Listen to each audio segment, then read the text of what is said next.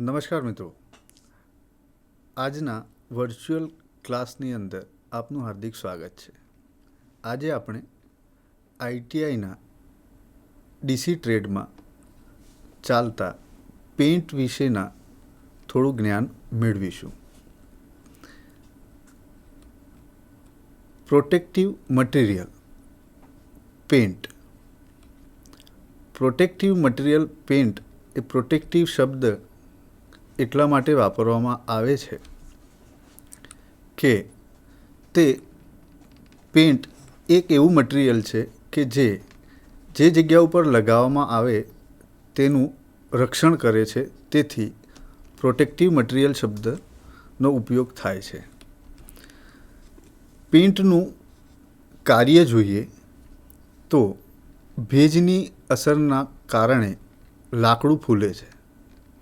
લાકડાની સપાટી ઉપર પેઇન્ટ લગાવવાથી ભેજની અસર થતી નથી. સ્ટીલ અને લાકડાની સપાટી ઉપર પેઇન્ટ લગાવવાથી ઘસારા અને ખવાણ સામે રક્ષણ મળે છે. પેઇન્ટનું કાર્ય લાકડાને લાંબુ આયુષ્ય પૂરું પાડે છે અને તેથી સપાટી સ્મૂથ અને આકર્ષક રહે છે. વેટ કોટના કારણે નુકસાન થતું નથી અને ધાતુની સપાટી ઉપર ખવાણ થતું નથી. લાકડા ઉપરનું પેઇન્ટિંગ એટલે કે જે પેઇન્ટ લાકડા ઉપર કરવામાં આવે છે એ વિશે આપણે જાણીએ તો લાકડાને ઋતુઓની અસર સામે રક્ષણ આપવા માટે બે પદ્ધતિ છે. એક, નવા લાકડાના ઉપર પેઇન્ટિંગ અને 2 નંબર છે જૂના લાકડાના કામ ઉપરનું પેઇન્ટિંગ. આપણે એક નવા લાકડાના કામ ઉપરના પેઇન્ટિંગ વિશે સમજીએ. લાકડાના કામની તૈયારી એટલે કે જ્યારે નવા લાકડા ઉપર પેઇન્ટ કરવાનું હોય ત્યારે શું તૈયારી કરવાની થાય છે તે વિશે જાણીએ. સૌપ્રથમ લાકડાનું સિઝનિંગ કરી સૂકવવામાં આવે છે. તેમજ ત્યારબાદ સપાટી સ્વચ્છ અને સ્મૂથ એટલે કે લીસી બનાવવામાં આવે છે. નવા લાકડાને અંદર નોટિંગ કરવું જરૂરી છે તે વિશે આપણે જાણીએ. નોટિંગ એટલે કે લાકડામાં રહેલી નાની અને મોટી ગાંઠો ઢાંકી દેવામાં આવે છે જેથી ગાંઠોમાંથી સૂકાયેલું મટીરિયલ બહાર આવી શકે નહીં તેમજ વધારે પડતા પેઇન્ટનું શોષણ કરી શકે નહીં. આની અંદર પેઇન્ટ શોષણ ન થાય તે માટે આ વસ્તુ નોટિંગનો ઉપયોગ થાય છે.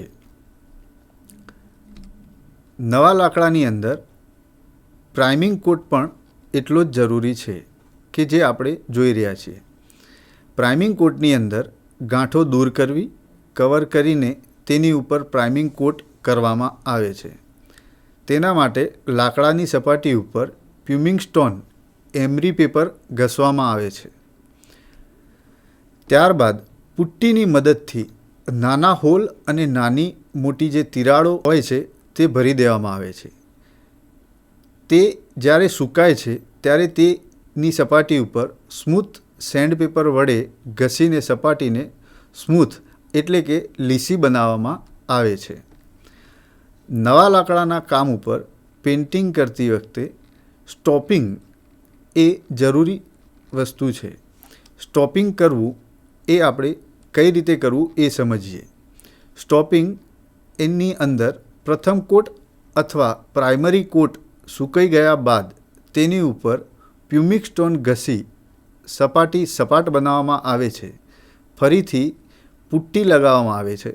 સપાટી સુકાય એટલે સેન્ડપેપર ઘસી સપાટી સ્મૂથ બનાવવામાં આવે છે. હવે જે પ્રમાણે આપણે નવા લાકડાની અંદર પેઇન્ટિંગની 4 પદ્ધતિ સમજ્યા એ પ્રમાણે જૂના લાકડાની અંદર ઉપરના ભાગે જે પેઇન્ટ લગાવવામાં આવે છે તેની પદ્ધતિ સમજીએ. જૂના લાકડાની સપાટીઓ સાફ કરો. તેની તિરાડો અને હોલ સાફ કરો. રીપેઇન્ટિંગ કરતાં પહેલાં પુટ્ટી ભરો અને સપાટીને બરાબર ઘસી સાફ કરો. 2 થી 3 કોટ ઓઇલ પેન્ટ કાળજીપૂર્વક લગાવવાથી જૂના લાકડાના કામની સપાટી આકર્ષક અને સ્મૂથ એટલે કે લીસી બને છે. હવે જે પ્રમાણે આપણે લાકડાનું પેઇન્ટિંગ જોયું, મતલબ લાકડા ઉપર પેઇન્ટનું કાર્યપદ્ધતિ જોઈ, તે પ્રમાણે સ્ટીલ એટલે કે લોખંડ ઉપરની પેઇન્ટની પદ્ધતિ વિશે સમજીએ. સ્ટીલની સપાટીઓનું ડેકોરેશન વાતાવરણથી થતા ખવાણ માટે રક્ષણ આપવા માટે પેઇન્ટ લગાવવામાં આવે છે. સ્ટીલની જે પણ કોઈ એલિમેન્ટ્સ એટલે કે જે ડિઝાઇન વગેરે કે જાળી બનાવવામાં આવે છે કે અન્ય કોઈ સુશોભન માટે સ્ટીલ સ્ટ્રક્ચર બનાવવામાં આવે છે, એના ઉપર પેઇન્ટ 2 રીતે કામ કરતું હોય છે. જે સમજ્યા એ પ્રમાણે કે ડેકોરેશન વત્તા વાતાવરણના અસરથી ખવાણને અટકાવવા માટે સ્ટીલની ઉપર પેઇન્ટ કરવામાં આવે છે. પ્રિન્ટ કામ એટલે કે પેઇન્ટિંગ કામની અંદર 2 પ્રકાર કરવામાં આવે છે. જે પ્રમાણે અગાઉ જોયું તે રીતે કે જે લાકડાની અંદર નવા લાકડાનું કામ અને જૂના લાકડાનું કામ, એ બંનેની અંદર પેઇન્ટ કરવાની પદ્ધતિ અને સાચવણીની પદ્ધતિ અલગ અલગ છે. એ જ પ્રમાણે સ્ટીલની અંદર પણ પેઇન્ટિંગ કરવા માટે 2 અલગ અલગ પદ્ધતિ છે. એમાં એક જોઈએ તો નવા સ્ટીલ કામ ઉપરની પેઇન્ટિંગ અને 2 જૂના સ્ટીલ કામ ઉપરની પેઇન્ટિંગ. હવે નવા સ્ટીલ કામ ઉપરનું પેઇન્ટિંગ વિશે આપણે થોડુંક સમજીએ. તો સ્ટીલની સપાટી તૈયાર કરવી એટલે કે આપણે નવા સ્ટીલની ઉપર જ્યારે પેઇન્ટ કરતા હોઈએ ત્યારે એ સપાટીને કઈ રીતે તૈયાર કરવી એ વિશે સમજીએ. સ્ટીલની સંપૂર્ણ સપાટીને ધૂળ રહિત કરો. કોસ્ટિક અને પાણીનું મિશ્રણ વડે સ્ટીલની સપાટી ઉપર ચોંટેલ ચીકાશ ધરાવતા પદાર્થો એટલે કે ગ્રીસ, ઓઇલને ઘસી અને સાફ કરો. ત્યારબાદ ફોસ્ફરિક એસિડ વડે સપાટી સાફ કરવાથી કાટ અને ધૂળ રહિત સ્ટીલની સપાટીઓ સાફ કરો. હવે એના ઉપર એ જે સાફ સફાઈ થઈ જાય બાદ પેઇન્ટિંગ લગાવો, એ કઈ રીતે લગાવવી એ વિશે સમજીએ. સ્ટીલની સપાટી પર બરાબર સુકાઈ જાય એટલે તેને લેડ ઓક્સાઇડનું કોટ લગાવો. ત્યારબાદ તેની ઉપર પેઇન્ટિંગનું કોટિંગ બ્રશ અથવા સ્પ્રેથી તૈયાર કરો. ટકાઉ અને સારી ગુણવત્તા ધરાવતા પેઇન્ટનો ઉપયોગ કરવા ફિનિશિંગ કોટ પૂરો થતાં તેની સપાટી સ્મૂથ અને એક સમાન અને આકર્ષક બને છે. જૂની સપાટી ઉપર ફરીથી પેઇન્ટિંગ કરવું એટલે કે જે સ્ટીલ જૂનું હોય અને એ સપાટીને પેઇન્ટ કરવાનો હોય એ વખતેની પદ્ધતિ વિશે આપણે સમજીએ.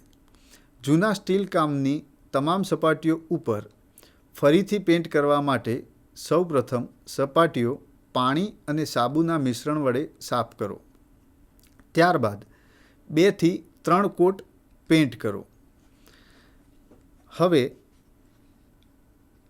આપણે પ્લાસ્ટરની સપાટી ઉપર જે કલર એટલે કે પેઇન્ટ કરવામાં આવે છે તે વિશે સમજીએ. પ્લાસ્ટર કર્યાના 6 મહિના બાદ પ્લાસ્ટરની સપાટી ઉપર પેઇન્ટ કરવું જોઈએ. આ પેઇન્ટ એટલા માટે કે જ્યારે બાંધકામ કરવામાં આવે છે, નવું બાંધકામ થયેલ હોય એની અંદર અલગ અલગ જગ્યા ઉપર આરસીસી વર્ક અને ઈંટ ચણતરનું કામ થયેલું હોય છે.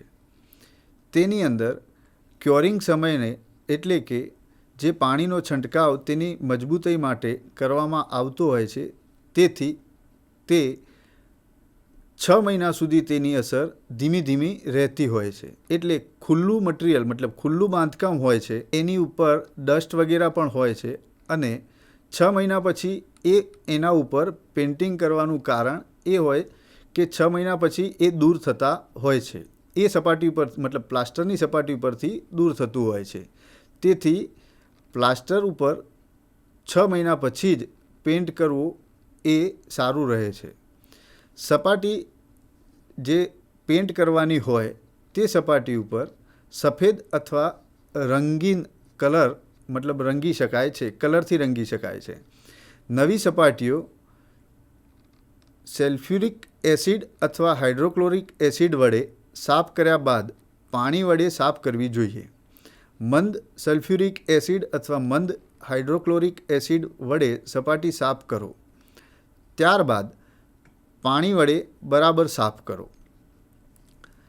ત્યારબાદ ઉકાળેલા લિન્સ ઓઇલ વડે સપાટી ઉપર કોટ કરો. એના ઉપર ત્યારબાદ પેઇન્ટનું કોટ કરો. પહેલાં 2 કોટમાં વ્હાઇટ લેડ અથવા લિન્સ ઓઇલ હોવું જરૂરી છે. ત્રીજા કોટમાં ઇચ્છિત કલર વ્હાઇટ લેડ મિક્સ કરો. તેમાં થોડુંક ટર્પેન્ટાઇન ઓઇલ મિક્સ કરો. છેલ્લા કોટમાં ટર્પેન્ટાઇન ઓઇલની સાથે થોડુંક વાર્નિશ મિક્સ કરો.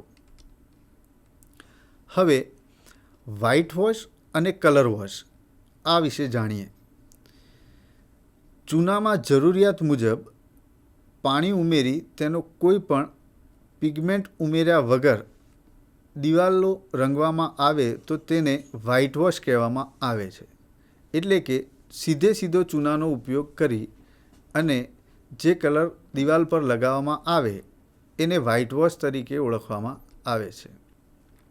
કલર વોશ જો ચૂનાના મિશ્રણમાં કોઈ પણ ઇચ્છિત રંગના પિગમેન્ટ ઉમેરવામાં આવે અને તે રંગવામાં આવે તો તે કલર વોશ કહેવામાં આવે છે. જેને વ્હાઇટ વોશ અને કલર વોશ કરવાના હોય તેની તૈયારી કરવી.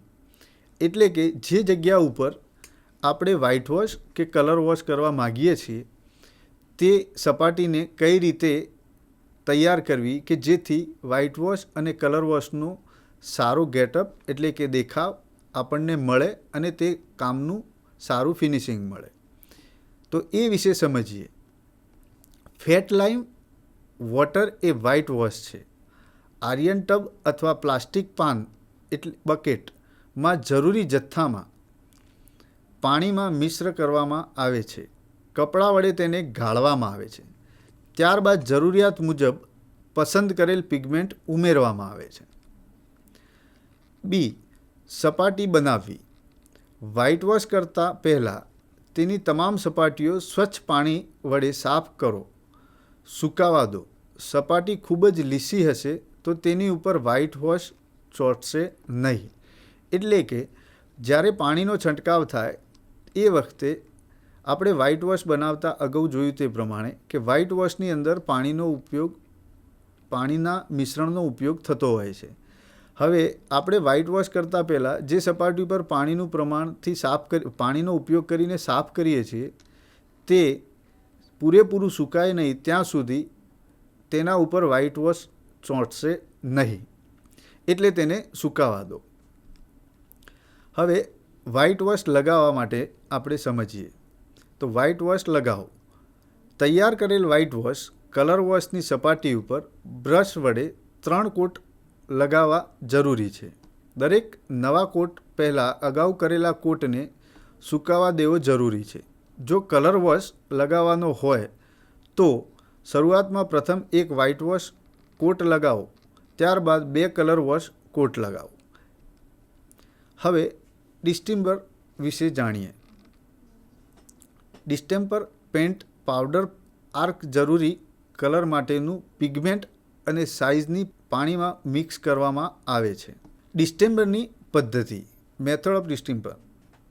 તો ડિસ્ટેમ્બરની કઈ રીતે બનાવવામાં આવે છે એ વસ્તુ આપણે સમજીએ. જરૂરિયાત મુજબ યોગ્ય જથ્થામાં ચોક પાવડરને પાણીમાં પલાળીને કેટલાક કલાકો સુધી મૂકી રાખવામાં આવે છે.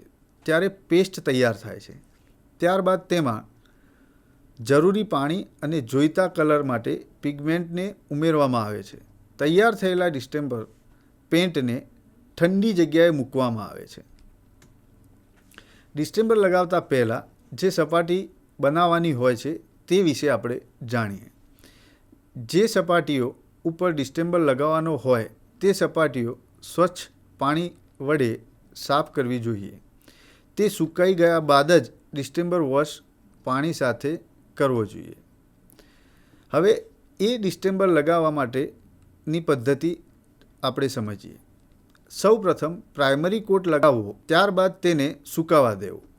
પહેલો કોટ સુકાઈ જાય ત્યારબાદ 2 અને 3 કોટ ડિસ્ટેમ્બરમાં લગાવવા. દિવસના અંતે કામ પૂરું થયા બાદ બ્રશને ગરમ પાણીથી સાફ કરવો અને ભેજવાળી ઋતુમાં ડિસ્ટેમ્બર લગાવવો જોઈએ નહીં. કારણ કે ભેજવાળી જે વાતાવરણ હોય એ વખતે એનું પોતાનું જે ફિનિશિંગ હોય છે એ ડિસ્ટેમ્બર બતાવી શકતું નથી અને દિવાલ ઉપર ભેજની પોપડીઓ રહેતી હોય છે. તો આજે આપણે પ્રોટેક્ટિંગ મટીરિયલમાં પેઇન્ટ વિશે જાણ્યું. એ બદલ આપનો ખૂબ ખૂબ આભાર.